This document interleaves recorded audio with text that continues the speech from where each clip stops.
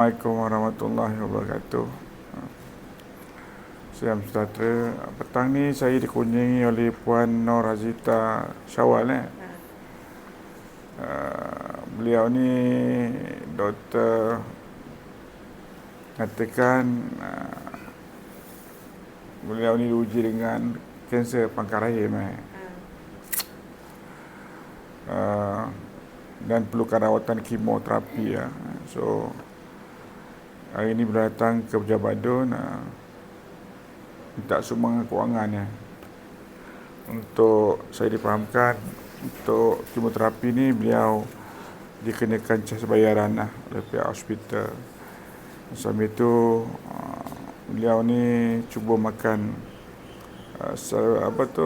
makanan tambahan mungkin boleh mengurangkan ataupun mencegah penyakit beliau ni lah.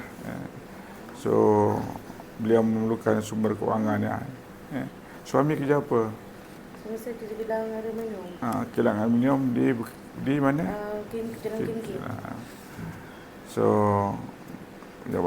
Don cuba bantulah kewangan supaya dapat meringankan beban kewangannya lah.